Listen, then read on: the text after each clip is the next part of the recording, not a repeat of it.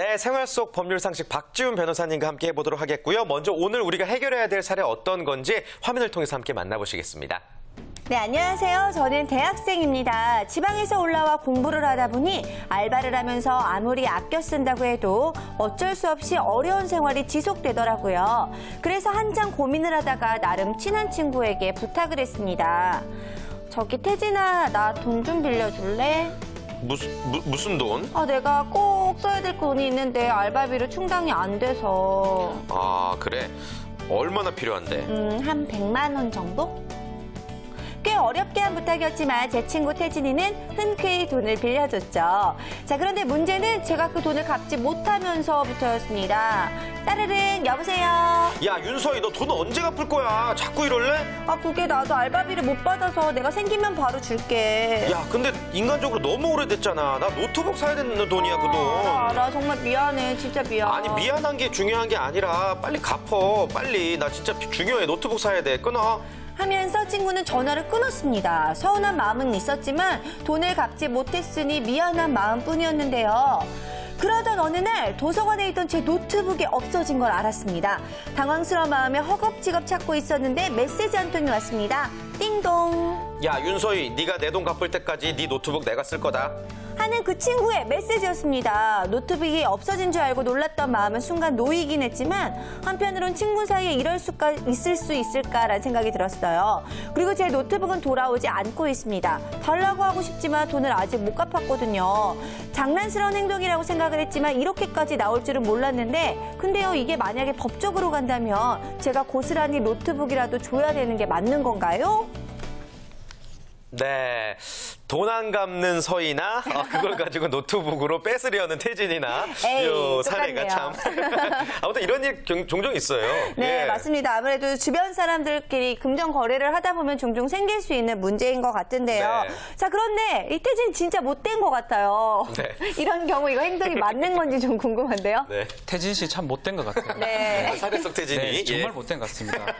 이 빌린 사람이 채무자라 그러는데 돈을 예. 빌린 사람이 돈을 안 갚는다고 그 채권자 돈을 받을 사람이 몰래 이제 그 물건을 가져가 버린다. 이러면 형사처벌 대상이 됩니다. 네. 네. 그래서 만약에 몰래 가져가 버리면 절도죄가 되고요. 안 주려고 그러는데 폭력이나 뭐 협박을 행사해서 가져가 버리면 강도죄가 됩니다. 이런 경우는 어떻게 받아야 되냐면 정상적인 절차, 대여금, 뭐 반환 청구 소송이라든지 이런 법적 절차를 따라야 되지 자기 스스로 그런 걸 구제를 받는 것은 불가능합니다. 그렇군요.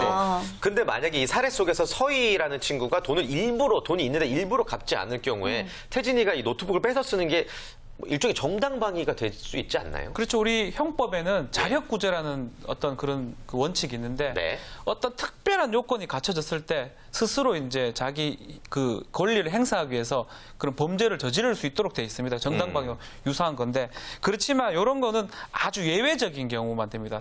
즉각 직접 이렇게 도둑이 자기 물건을 가져가라 할 때 네. 그걸 막는 경우 이런 경우만 가능하지 스스로 자기가 그걸 뺏어오는 경우는 절대 불가능합니다. 네. 그렇군요. 이제 조금 더 깊이 이야기 좀 나눠보면은요. 네. 돈을 주고 받을 때, 빌리고 갚을 때 뭔가 체크해야 할 상황들이 있지 않을까 싶은데 어떤 것들에 유념하면 좋을까요? 채권자 같은 돈을 이제 빌려주는 사람은 어떤 걸 좀 조심해야 되냐면 상대방의 이제 그 인적 사항을 자주 잘 확인해야 되거든요. 특히 이제 주소라든지 성명, 그게 주민등록증을 보면 알 수 있죠. 가급적이면 조금 확인하는 게 좋고 또 이제 상대방의 어떤 재력이나 신용을 좀 확인을 해야 됩니다. 네. 만약에 재력이나 신용이 조금 약하다면 담보를 좀 걸어야 되는데 흔히 우리 물적 담보로 이제 그 저당권 그리고 인적 담보로는 보증 그런 네. 세우는 방법이 있고요.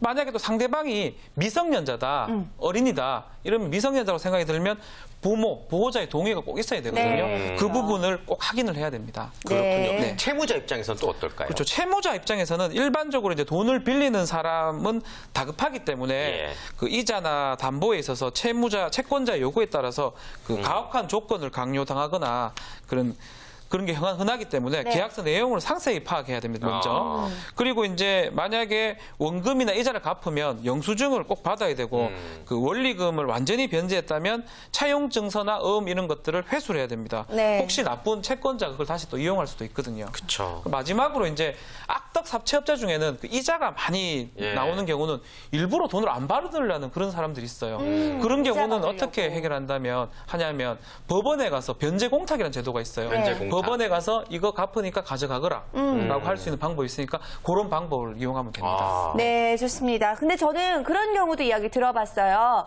왜 이제 돈을 빌려줄 때 현금으로 빌려줬는데 나중에 돈을 갚으라고 했더니 나는 돈을 빌려준 적이 없다. 뭐 이런 경우가 있다고 들었는데 이럴 때는 뭔가 증거를 남겨놔야 유리한 거 아닌가요? 그렇죠.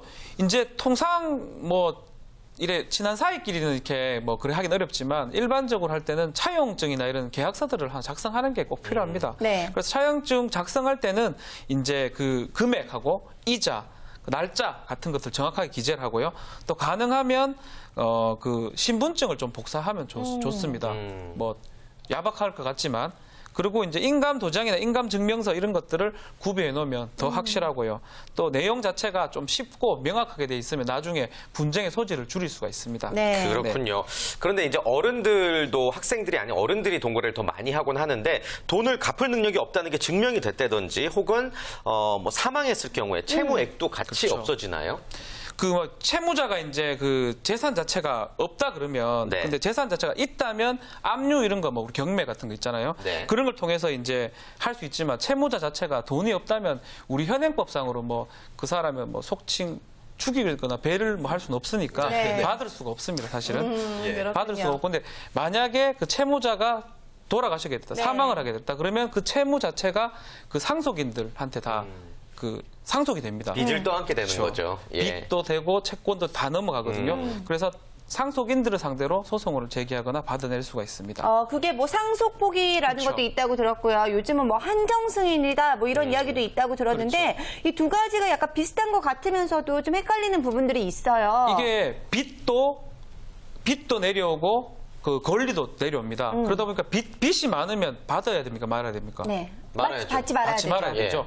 그 안 받는 제도가 상속 포기라는 제도예요. 아. 석 달 내에 가정법원에 신청해서 나는 아버지 재산 안 받겠다라고 신청을 하는 방법이 있어요. 근데 아버지가 빚이 있는지 없는지 아니면 숨겨둔 재산이 있을 수도 있잖아요. 네. 그런 애매한 경우는 한정 승인이라는 제도가 있어요. 네. 석 달 내에 사망하고 석 달 내에 아버지가 만약에 재산이 있다면 그 한도를 제외하고 받겠다. 그래서 그런 한정 승인 제도를 이용하면 네.